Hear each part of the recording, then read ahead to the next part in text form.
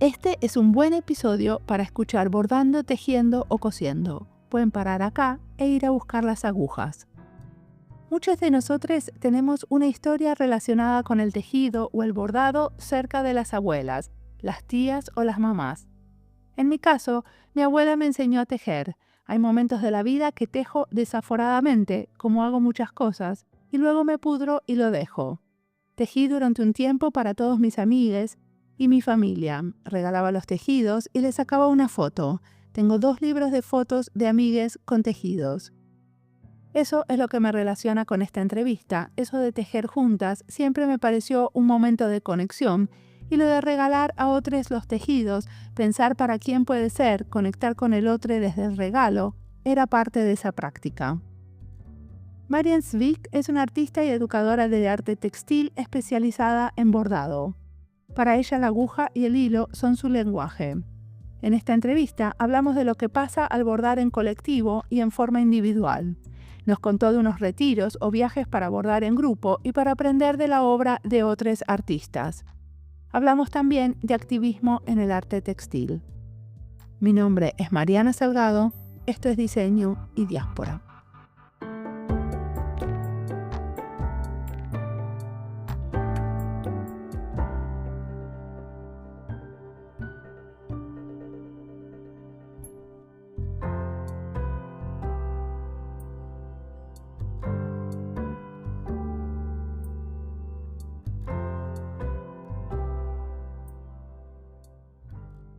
Mi nombre es Marian Svik, yo vivo en Argentina, soy maestra de arte y dirijo un taller de bordado contemporáneo y me dedico también a la organización de viajes de arte a través de Alma Textil, que bueno, es la rama del taller que se ocupa de llevar a la gente por el mundo y centrarnos específicamente en el tema del arte y del arte textil en los diferentes destinos a los que vamos.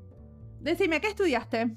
Yo soy licenciada en psicología y me formé en arte durante toda mi carrera universitaria en la Universidad de Buenos Aires. En esos tiempos en Argentina no había muchas carreras de arte. Yo pasé un año por la Escuela Nacional de Bellas Artes Prilidiano Pueyrredón, pero el resto de mi formación fue siempre en talleres particulares con maestros maravillosos, y cuando me licencié decidí dedicarme a las artes porque era mi primera pasión, digamos. La psicología también lo es, pero hoy me sirve en las redes y en los vínculos, pero bueno, no ejerzo como psicóloga.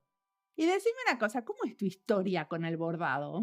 Mi historia con el bordado es muy genial, sobre todo porque es completamente imprevista, muy improbable, pero sin embargo ha sucedido.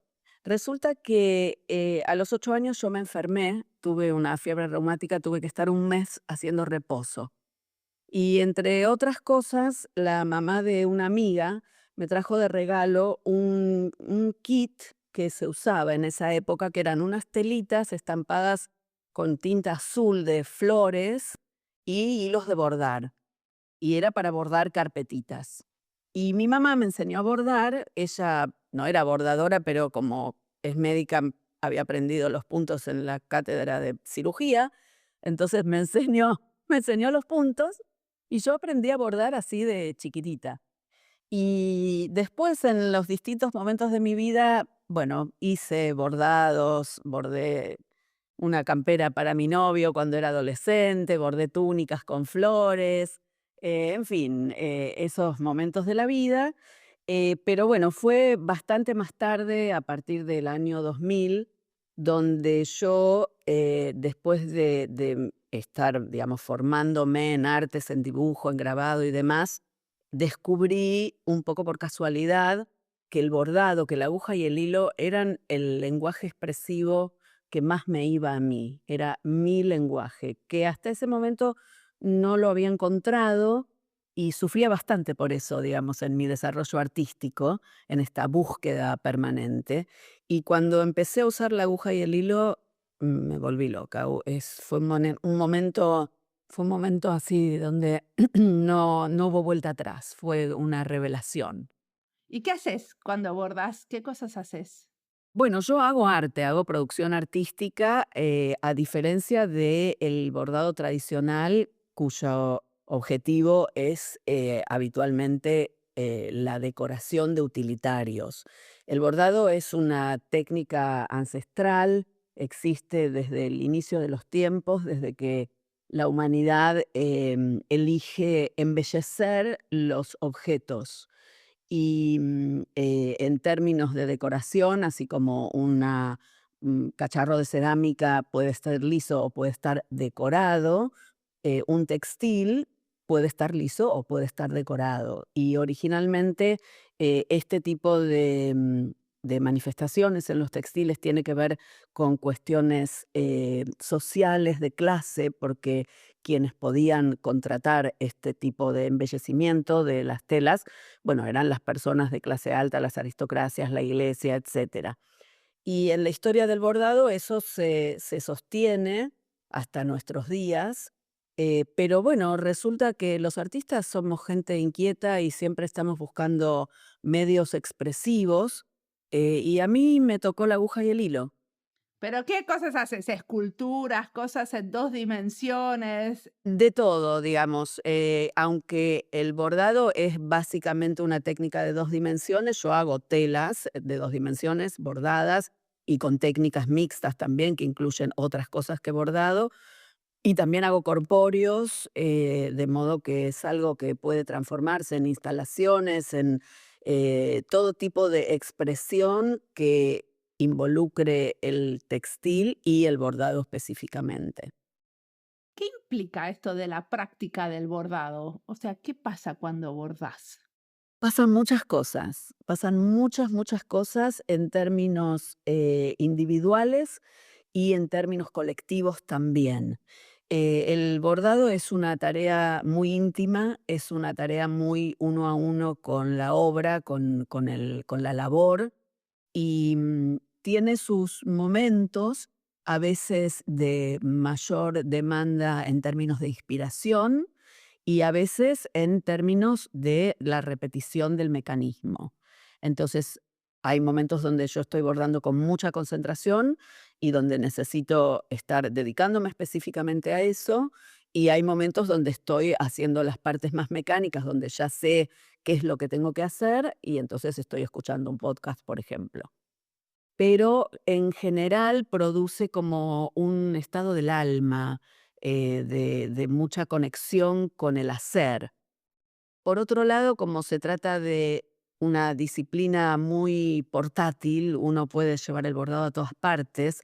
Desde el punto de vista colectivo también es súper interesante porque es una labor que se puede compartir, no solamente compartir la realización de una determinada obra, sino compartir el momento que se le dedica, como sucede en el taller, y la posibilidad de compartir procesos es algo muy enriquecedor. Las rondas de bordado son maravillosas, yo las vivo en mi taller 4 veces por semana como mínimo, y son muy formativas y ayudan a las personas también en muchas otras cosas que no son la producción artística.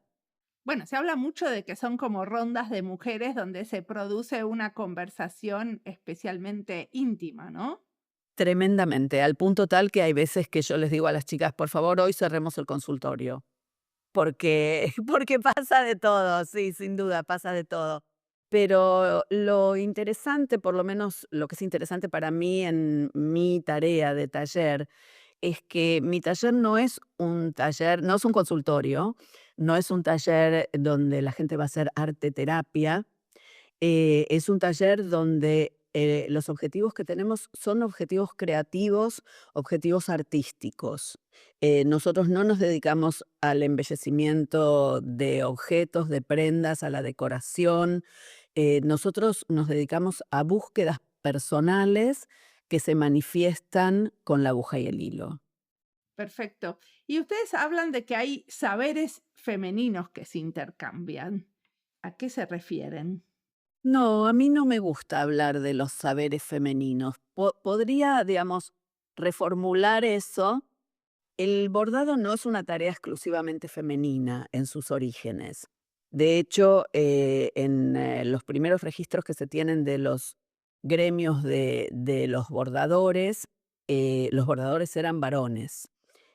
Luego esto va cambiando y con el paso del tiempo es una tarea que se va hacia el lado de las mujeres y hoy, digamos, en términos de los saberes generalizados, se considera una tarea eminentemente femenina. Yo creo que no está bueno eso.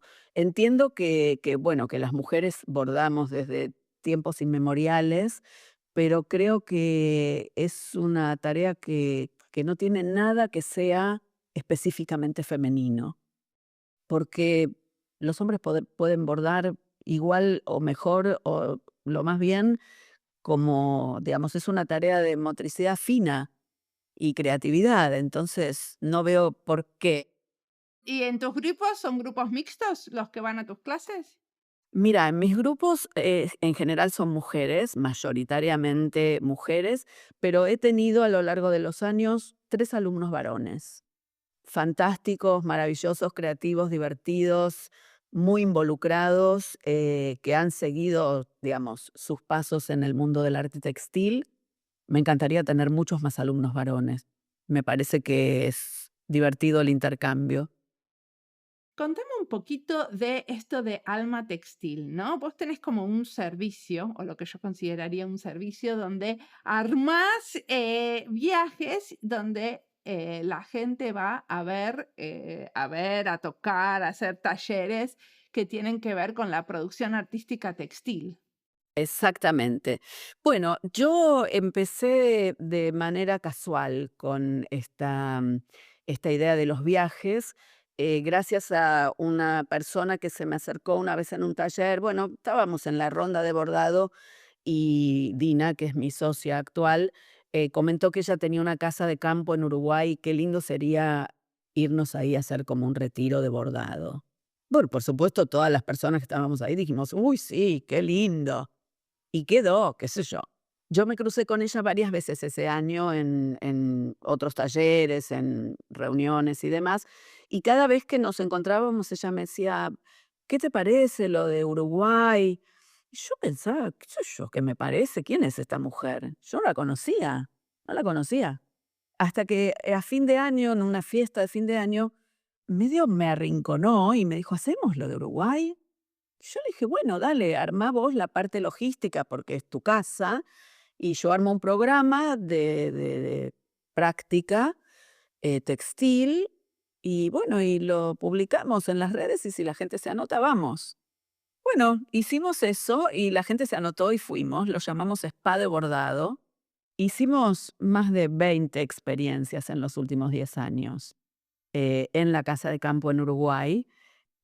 Fue realmente fantástico, fantástico. El lugar es maravilloso, nos ofrece una intimidad muy particular porque es una casa de campo aislada donde estamos nosotras y nadie nos molesta, nadie interviene en nuestra tarea. Y ese año una de las chicas que participó se fue a Nueva York sola, entonces compartió mucho con el grupo, con el chat del spa. Y en medio de todo eso, otra de las mujeres escribe: "Chicas, ¿por cuándo nos organizan el viaje a Nueva York? ¿Cuándo nos organizan el viaje a Nueva York?". Así fue, ¿cuándo nos organizan el viaje a Nueva York? Y con Dina nos miramos y dijimos: "Hagámoslo".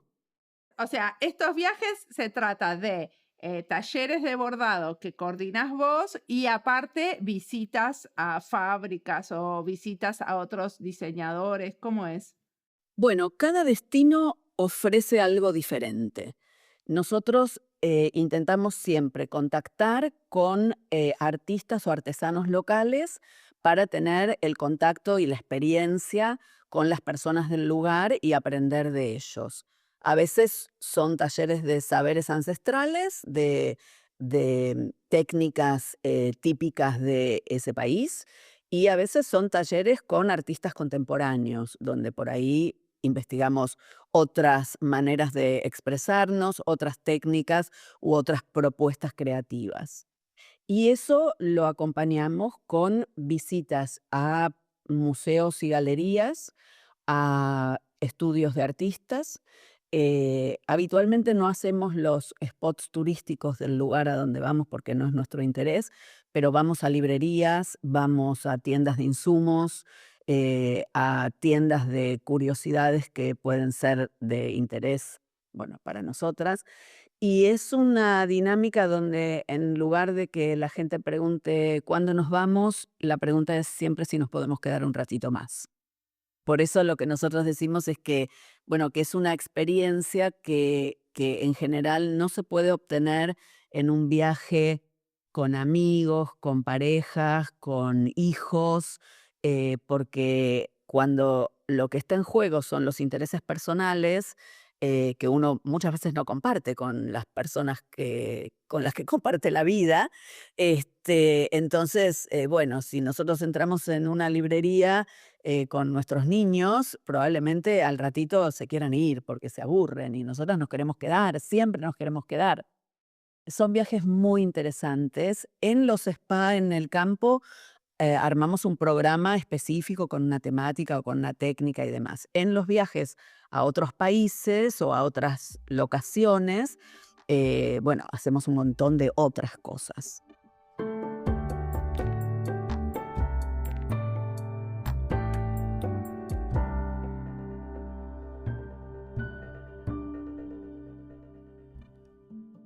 Esta entrevista es parte de las listas Argentina y Diseño, Diseño Textil, Arte y Diseño Social. Las listas las encuentran en nuestra página web en la sección de recomendados en Spotify y en YouTube. Y si estás buscando algo y no lo encontrás, siempre te puedes comunicar conmigo. La lista de diseño textil tiene más de 35 episodios y muchos de estos episodios son a diseñadores trabajando con comunidades indígenas o afrodescendientes. No es una casualidad, tiene que ver con que me interesa este tema y entrevisto a muchos investigadores en diseño que vienen del diseño textil y trabajan con comunidades rurales tejedoras. Muchos de los episodios de esta lista se intersectan con la creación de biomateriales. Hay diferentes experimentaciones en biomateriales con los que después se tejen o se crean nuevos productos pensados desde el material. En otros de estos episodios hablamos de arte textil, por ejemplo con Nina Sabnani, que nos contó cómo usaron los tejidos de las comunidades para hacer películas y contar historias de la tradición oral en India. Todo esto y mucho más encuentran en la lista de diseño textil. Los que escuchan este podcast hace mucho saben que no hacemos una distinción entre arte y diseño y muchas veces entrevistamos a artistas o curadoras. Esas entrevistas las encuentran en la lista Arte y Diseño Social.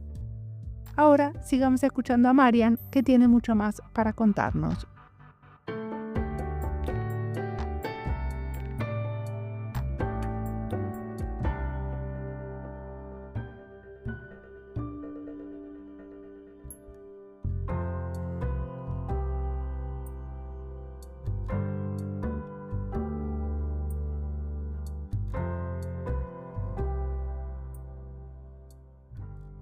De las cosas que yo estuve leyendo en tus escritos es que para entender el bordado hace falta dominar la técnica.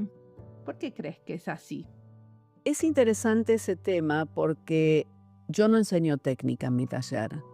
Yo enseño a bordar hace más de 10 años y no enseño técnica. Pero el bordado es una disciplina técnica, una disciplina muy técnica y que tiene mecánicas específicas que si haces tal cosa obtenés tal resultado, como todas las técnicas, ¿no es cierto? Y si querés que te salga bien y querés obtener tal resultado, si obtenés el resultado esperado te salió bien y si no te salió mal. Por supuesto, si vos estás bordando el vestido de novia de la hija del gobernador, y más vale que te salga bien desde el punto de vista técnico, porque es una comisión que va a ser vista desde ese lugar. Pero cuando yo empecé a enseñar a bordar, lo que yo quería era generar un espacio donde nada estuviera bien o mal, donde el criterio no fuera lo hiciste bien o lo hiciste mal, donde el criterio fuera todo lo que haces está bien, cosa que a la gente le cuesta muchísimo, muchísimo entender y soportar, y entender que muchas veces lo que otros considerarían un error técnico puede conducirte a un camino inesperado y fabuloso. En mi taller no se desborda, a veces las chicas se desbordan, pero la tela no se desborda, el proceso queda en la tela atestiguado, y cuando muchas veces, porque sigue sucediendo con el paso del tiempo, uy, me salió horrible, esto me quedó mal, es algo que yo combato específicamente, porque me encuentro frecuentemente con estos dichos de yo no sé, a mí no me sale, yo soy desprolija, yo no tengo imaginación, yo no sé dibujar, siempre es el no, el no, el no. Y en mi taller es todo que sí, todo el tiempo. Y eso a mí me divierte mucho y pasan cosas estupendísimas. ¿Cómo que? Y como, por ejemplo, estar haciendo un bordado, mirarlo del lado del revés y ver que el revés es muchísimo mejor que el derecho. Muchísimo mejor en términos expresivos y lo que está revelando de la persona que lo está haciendo. Eso es algo súper, súper interesante. O de pronto alguien que trabaja un montón de tiempo en algo y repite semana a semana, no me gusta, no me gusta, no me gusta. Bueno, lo cortamos. Me gusta esta parte, cortamos esta parte, la usamos para otra cosa. Y viste, el taller tiembla cuando alguien agarra la tijera. ¿Cómo lo cortamos? Y sí, lo cortamos en un montón de pedacitos y lo volvemos a armar. Entonces, en un taller de arte uno tiene la libertad para hacer lo que sea. Y la gente tiene muchos problemas con usar la libertad, muchísimos. Entonces, una de las tareas mías, de mi compromiso y mi responsabilidad como maestra, es que mis alumnos entiendan que tienen esa libertad y aprendan que este es un lugar seguro donde utilizarla. Es como una cancha de práctica para ver cómo uno se siente cuando toma decisiones, porque no es una mesa de cirugía. Nadie se va a quedar ciego ni paralítico porque cambiemos el color del hilo. Entonces podemos intentarlo a ver qué pasa. Bueno, y eso tiene ¿no? Como es como un entrenamiento para la creatividad, yo lo veo. Totalmente, totalmente, porque en un punto poder generar en las personas esta audacia, esta curiosidad, esta sensación de que te podés tirar a la pileta, porque en el taller la pileta siempre está llena de agua. Entonces probás, y bueno, y si no te gustó, si no te quedó como vos querías, si pensaste que iba a ser de una manera, después fue de otra, bueno, lo cortamos, lo miramos, lo seguimos, lo tapamos. Siempre va a haber una forma en la que el trabajo hable de vos, porque necesariamente habla de vos, siempre. ¿Y cómo es la situación del bordado en Argentina? ¿Hay mucha gente que borda? ¿Hay diferentes generaciones que bordan? Rotundamente sí. Si a mí hace 10 años me hubieran dicho que iba a estar pasando lo que está pasando ahora con el bordado y con el arte textil en Argentina, yo lo hubiera tomado como una fantasía surrealista. Cuando yo empecé a enseñar, digamos, yo venía bordando y haciendo arte textil todavía 10, 15 años antes. Y no, los talleres de bordado que había en aquel momento, por lo menos en Buenos Aires, eran talleres más técnicos y muchos eran talleres más de técnicas artesanales como el bordado mexicano, los talleres de patchwork. Era como algo más pegado a lo artesanal y lo decorativo.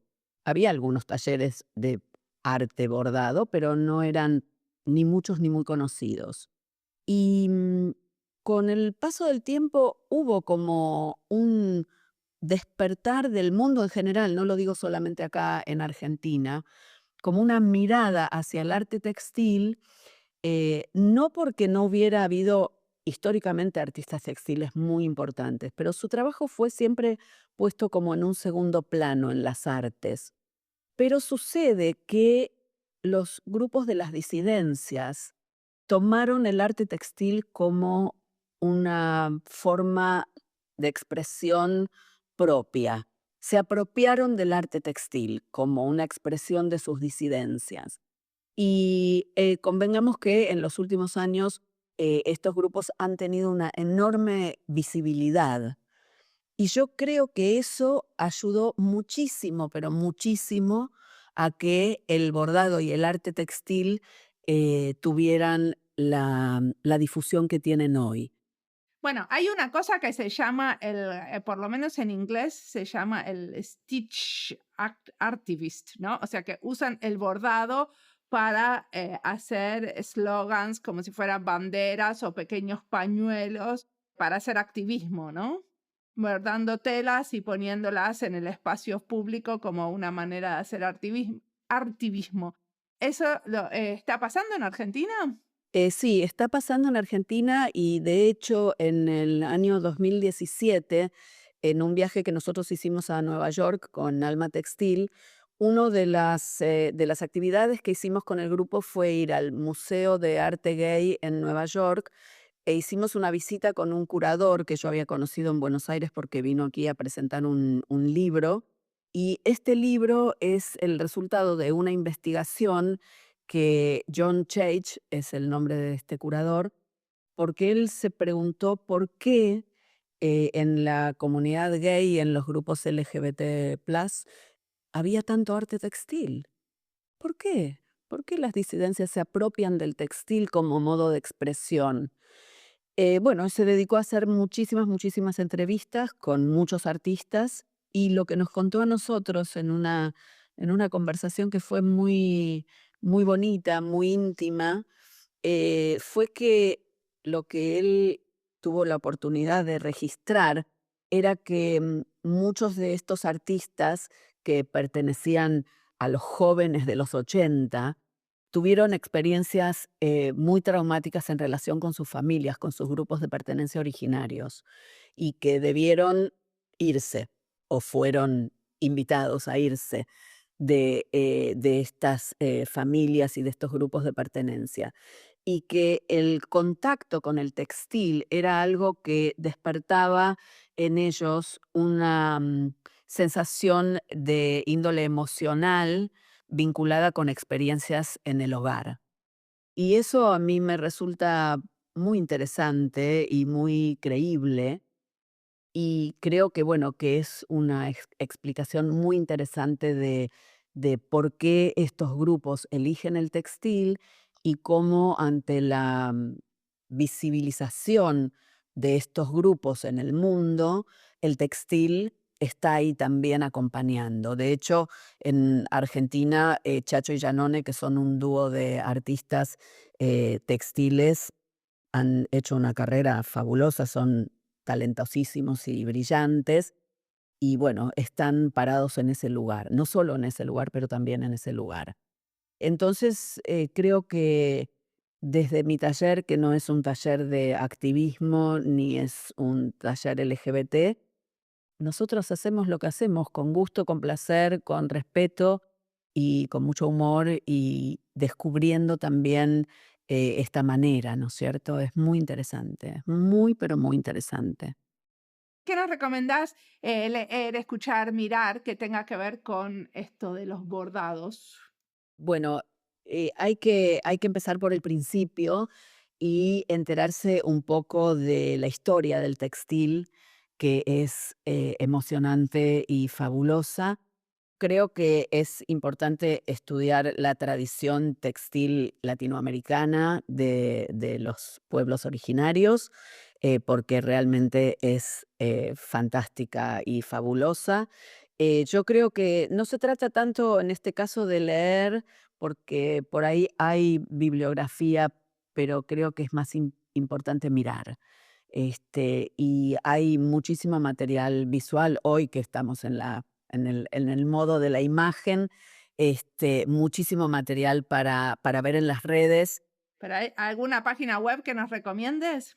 Yo no tengo una recomendación específica, porque creo que una de las actividades más interesantes en la navegación en las redes, es este discurrir abriendo ventanas y metiéndose, porque hay tanto. Y justamente porque hay tanto uno se pierde. Pero creo que al perderte te encontrás. Yo, digamos, que vengo también del palo del arte, mi inspiración no es solamente en el textil, mi inspiración es en la pintura, en el diseño, en el arte gráfico. Hay como un estado de alerta creativa mm, encendida siempre que tiene que ver con percibir y con observar. Y cuando yo estoy trabajando en la investigación para mis clases, en las temáticas que desarrollo y demás, voy encontrando una gente que hace unas cosas tremendas y que no son los grandes nombres. Decime, ¿y en el futuro qué querés hacer? ¿Qué estás tramando? ¿Cómo querés que vaya tu práctica? Quiero bordar infinitamente, muchas veces, sobre todo en los viajes, que hacemos muchos talleres de muchas cosas, a mí me agarra como una especie de fiebre de, ay, bueno, me voy a poner a estampar, me voy a poner a hacer stencil, me voy a poner a hacer, no sé, y después llego a mi casa y me siento a bordar. Me siento a bordar, a mí me gusta mucho bordar, de modo que yo voy a seguir con mi búsqueda expresiva, con mi producción de obra y quiero seguir enseñando, quiero seguir viajando. Yo llegué a este maravilloso estado del espíritu y de la realidad a mis 50 años.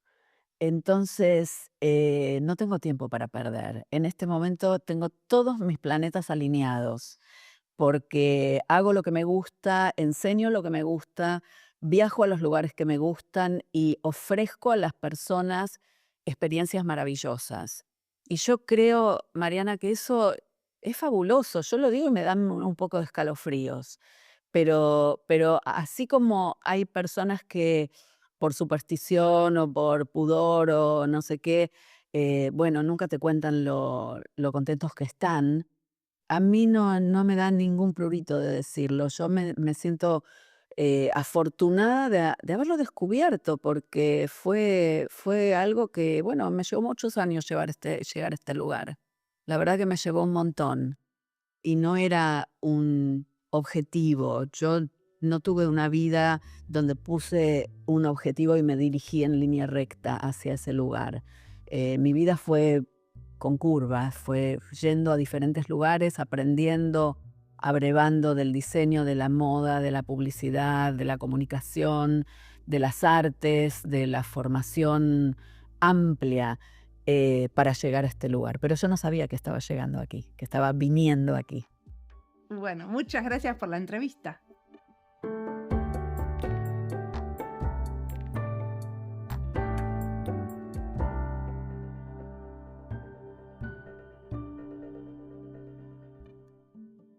En la historia de Marian aparece un momento en la infancia, unas telas, unos hilos, su mamá enseñando a bordar durante un reposo obligatorio, que al final terminó convirtiéndose en un lenguaje. Ella nos muestra el bordado como una práctica artística íntima y a la vez compartida que da paso a la libertad y la experimentación. Al escucharla queda claro que su trabajo no solo propone aprender a bordar, sino habilitar un espacio donde cada persona pueda descubrir su voz creativa. Sus talleres, los viajes y las experiencias de retiro funcionan como territorios seguros para probar, equivocarse, cortar, volver a armar, mirar distinto.